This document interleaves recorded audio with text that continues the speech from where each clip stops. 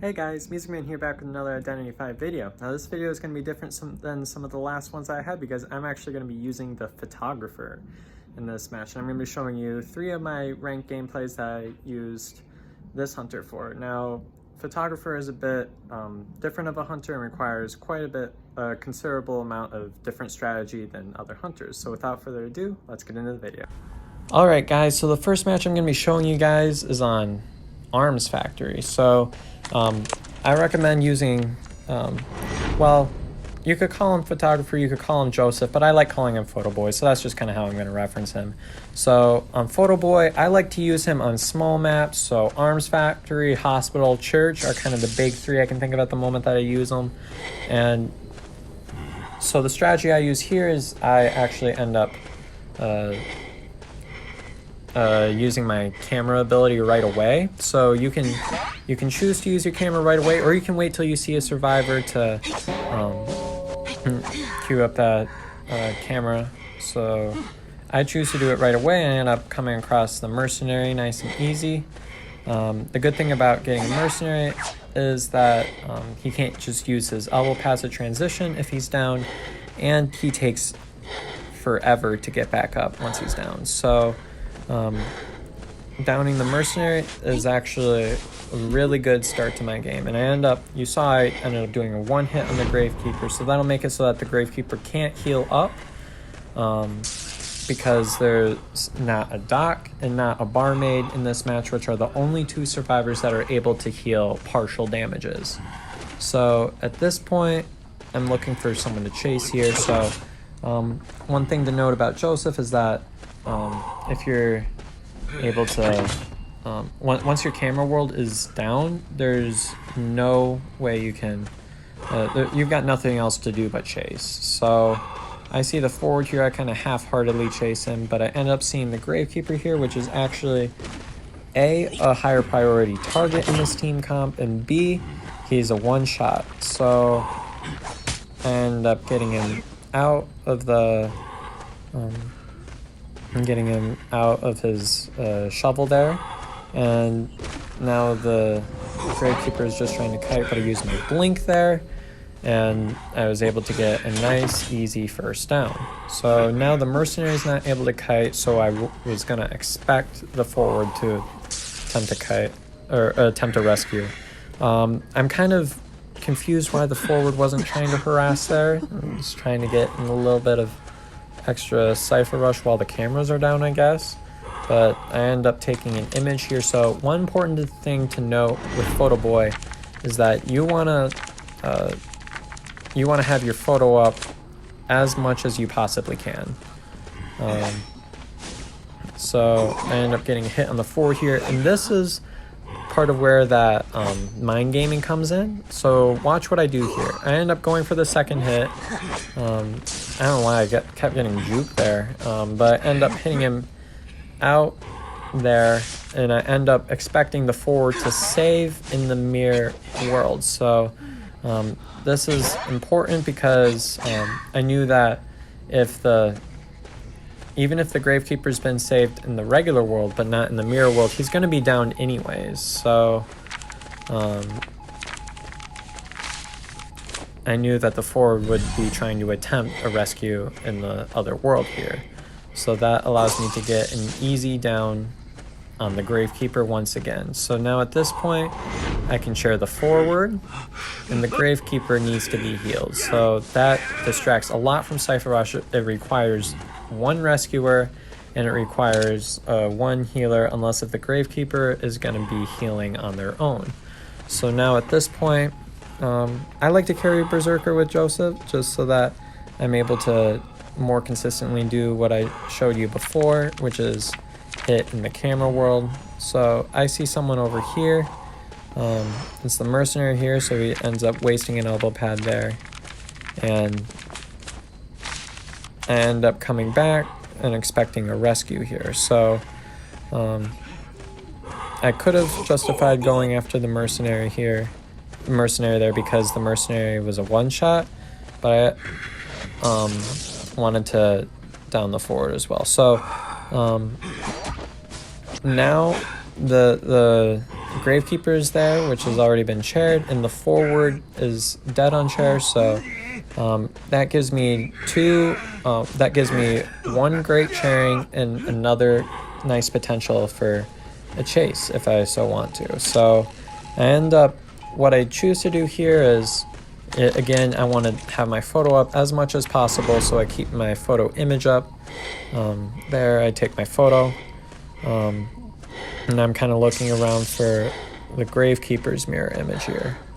And I do end up finding it there. So one thing that's good to note is that you can see little red dots on your mini map in the top left corner, and I use that to find the survivors in the mirror world.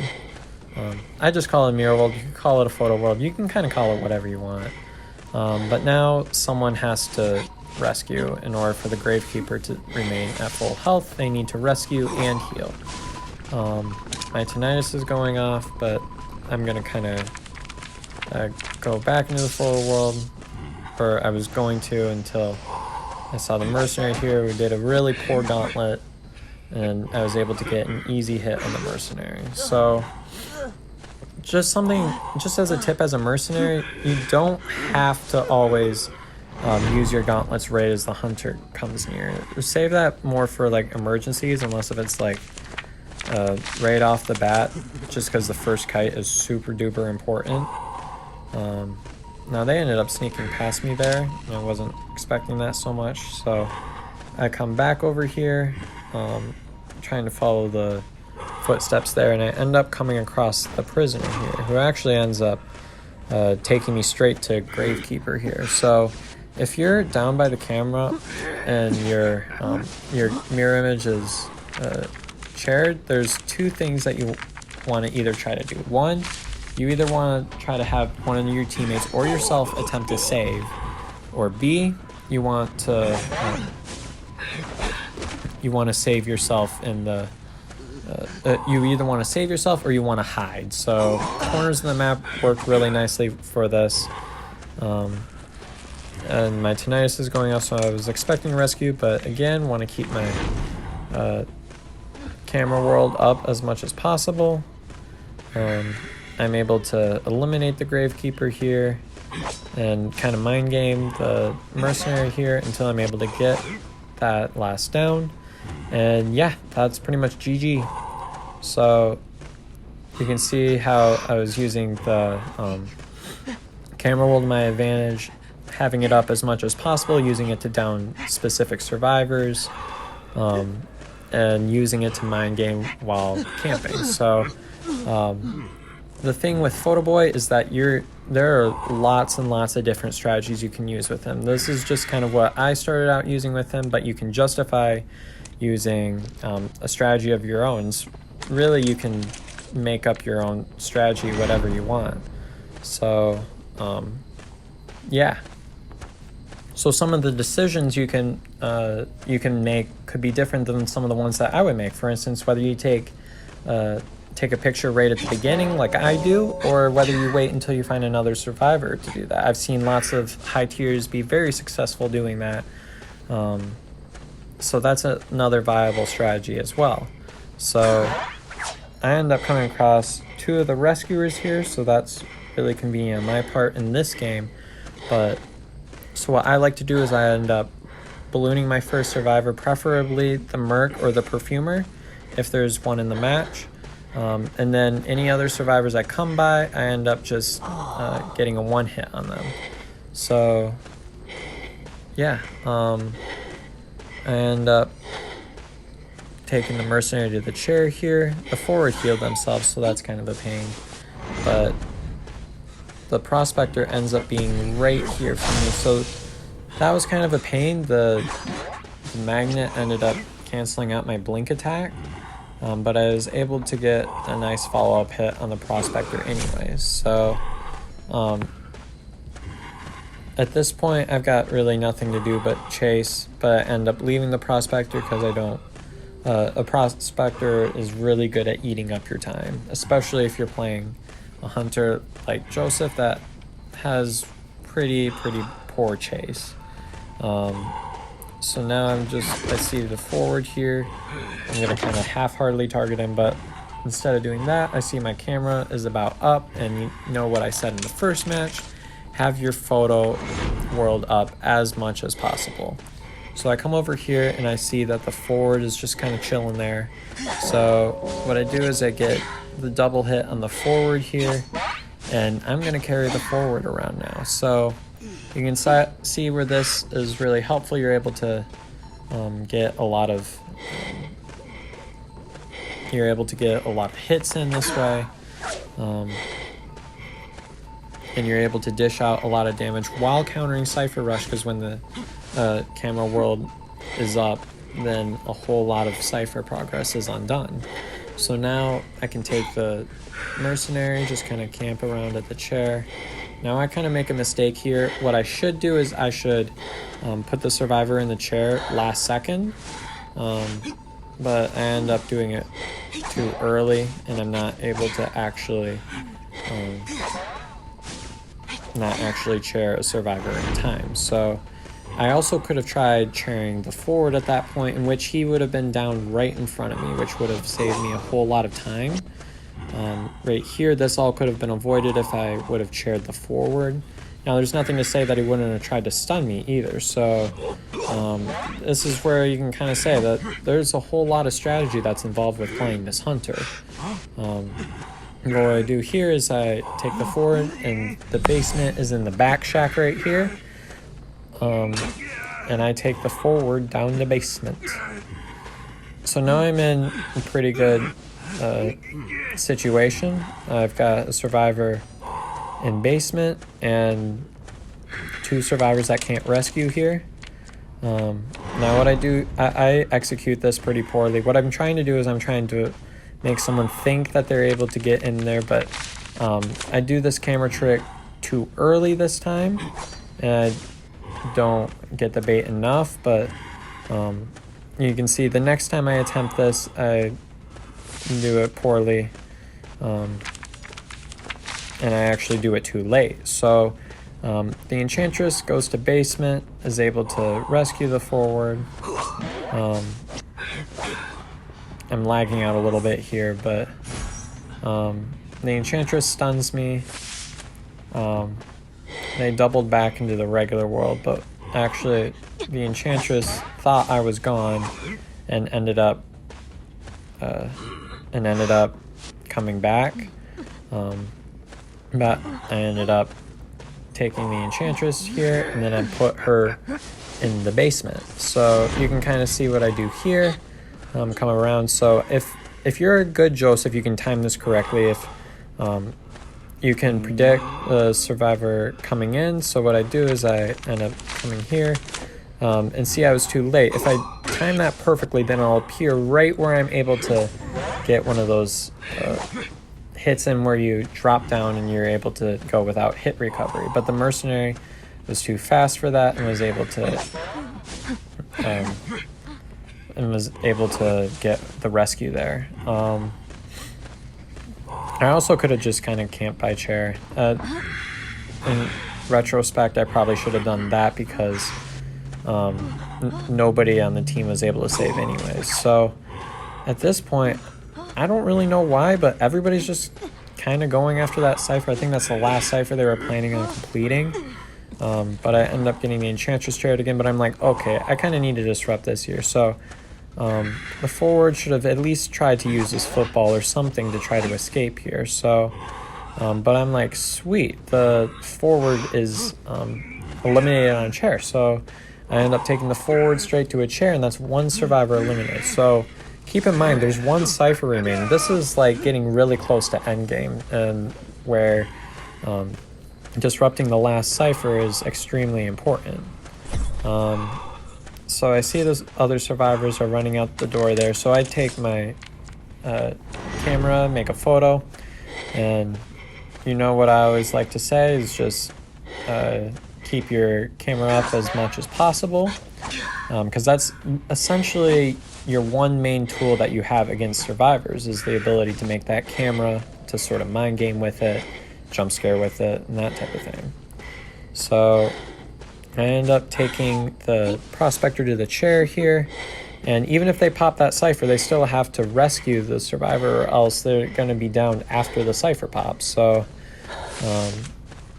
I'm also trying to disrupt this cipher here. I use my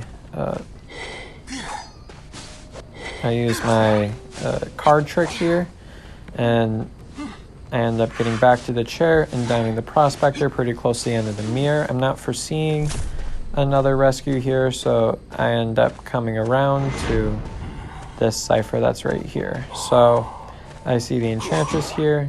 I down her nice and easy. And that's the really nice thing about the camera world ending, is that you're able to get another nice jump scare there. So when I'm playing Survivor against Joseph, what I do is I end up taking him, and when the camera world is about to finish, that's when I choose to hide, in addition to hiding at the beginning. So that kind of decreases your chances of being able to get jump scared when the camera world ends, even if the Photoboi hasn't gained any presence for that his card tricks yet. So at this point, I'm in a pretty good position. There's a prospector here, and I have my card trick queued up in case I need to get back to chair, but I end up coming across the prospector here. And I'm just kind of chasing him because I've got like nothing else to do. And what I do here is I end up taking a photo here. I didn't really have to do that, but I just kind of like to. It gives me more of a fallback plan if the rescue is successful, which it was. I was kind of a poor magnet there, but I'm able to down the prospector, and now the mercenary is the only one up. So at this point, I can just kind of keep track of my tinnitus to know where the survivor is at. And I see that the tinnitus is in the camera world, so I know that he's trying to rescue himself. So that puts him in a really difficult scenario when he's got to choose between rescuing the prospector in the regular world or rescuing himself in the mirror image.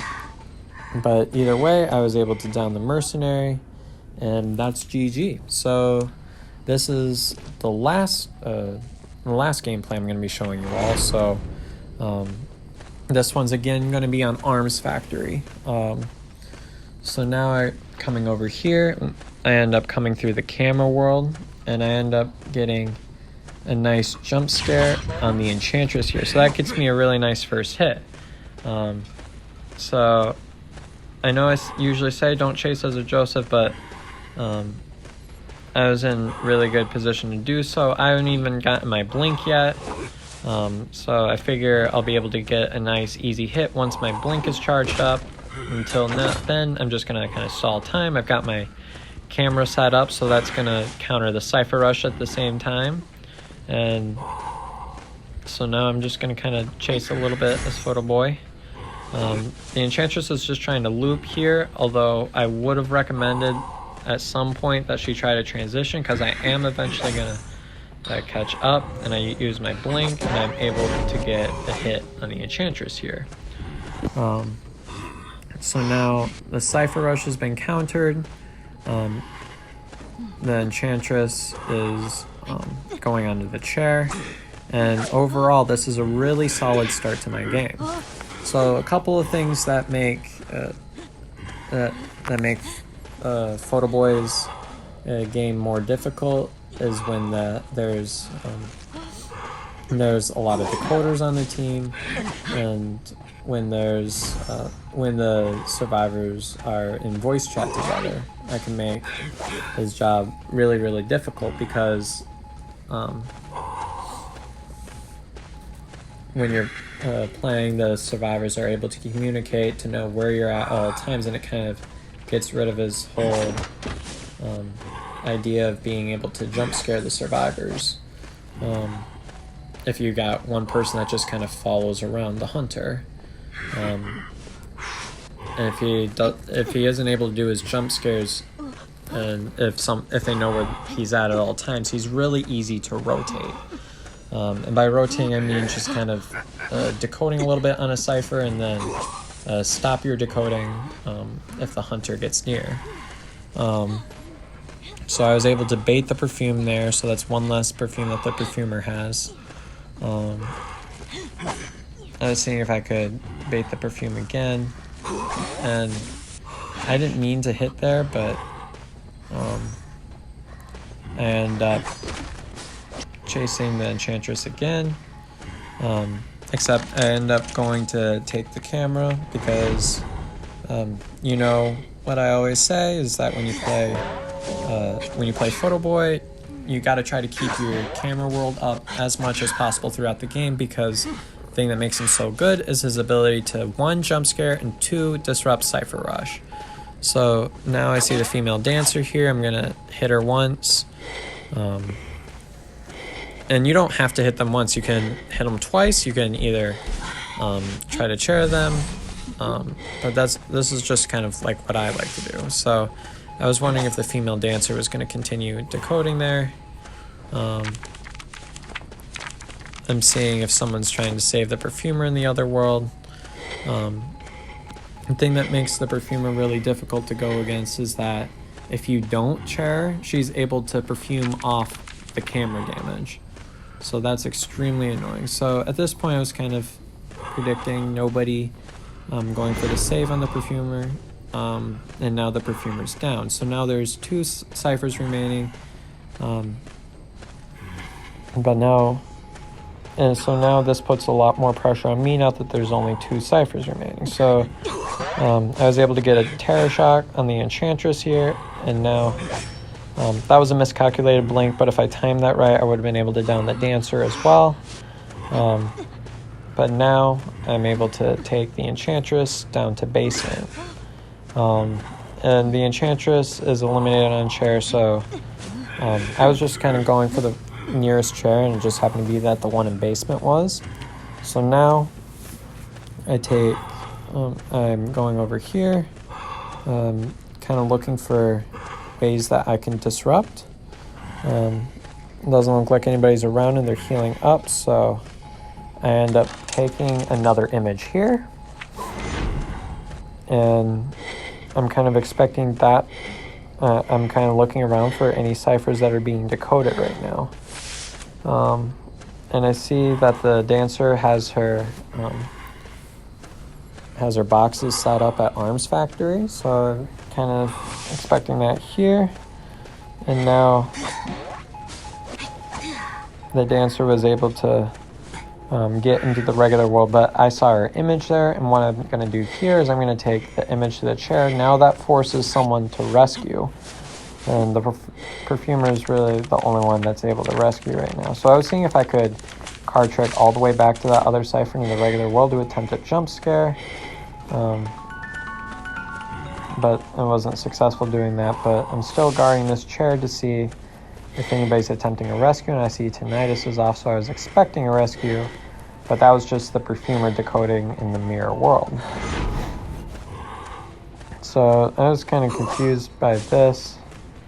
I don't know why the perfumer didn't have any perfumes left, but they ended up carrying a wand. So now there's 2 ciphers remaining. Someone has to heal dancer. The Merc is a one-shot, but there's 2 ciphers remaining, so that gives me a little bit of flexibility to chase here, and especially since the camera world's down, I've really got nothing to do here but chase. So I'm just kind of going around with this perfumer here. She's kind of transitioning to a tougher area to kite at.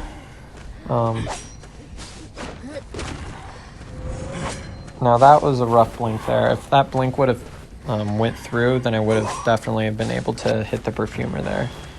But I see that they're also healing up, so I want to make sure that the dancer doesn't get healed up completely either. So now at this point, I can just down the perfumer in the mirror image. So now I'm able to take the perfumer to the chair, and this gives me quite a bit of flexibility to work here. And I'm trying to work around, trying to find ciphers to disrupt. I thought I heard a chest opening noise, so I was wondering if it was that one. But I see my tinnitus is going off, so I was kind of expecting someone maybe to save. But it doesn't look like that's going to happen, so I'm just going to start moving away from the chair here at this point. So now I'm able to, I see the female dancer here, so I pick up the female dancer, get a single hit on the mercenary, so then he'll be a one-shot when the camera world is up. And now there's 2 incapacitated survivors and 1 mercenary that's a one-shot. So this gives me more flexibility, buys me more time.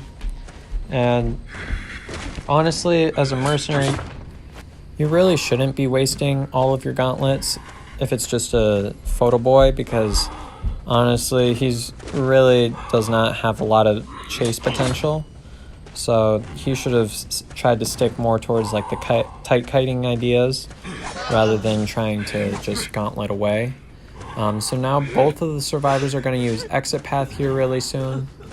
So now I know that I don't have to be super worried about carrying them right away if need be. But I'm going to keep my camera world up so that they'll remain as one-shots unless if they heal also in the camera world. So at this point, I'm keeping my eyes out for the last cipher that's being decoded. And here's a little trick that I'd like to show you guys.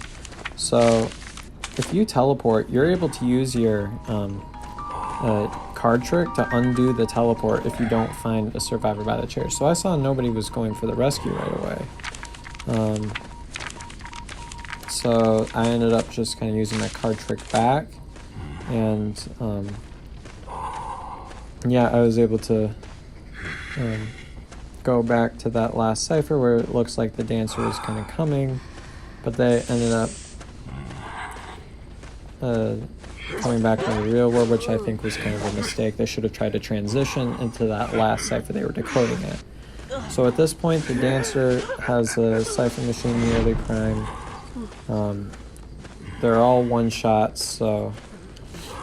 But at this point, I was hoping that the last cipher wasn't primed, so I should have continued following those footprints there, but I was really concerned about camping here.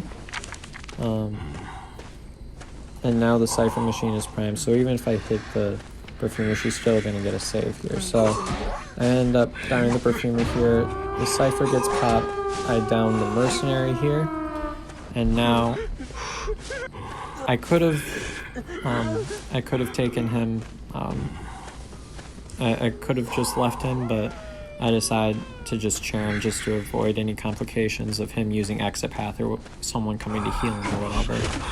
But I end up coming across the perfumer here. So in my opinion, the perfumer should have just kept running, try to transition, try to make it to the gate or something rather than just pallet camping there. Because I was able to get a really easy first down there, and yeah, that's the game. I'm able to get a 3-man here. Well, I hope you guys enjoyed watching my video. If you want me to come out with more photographer gameplay videos, let me know in the comment section below, or if you have any other suggestions for future hunters you would like me to make videos of, let me know of that as well in the comment section below. And don't forget to leave a like and subscribe to my channel. And yeah, thanks for watching.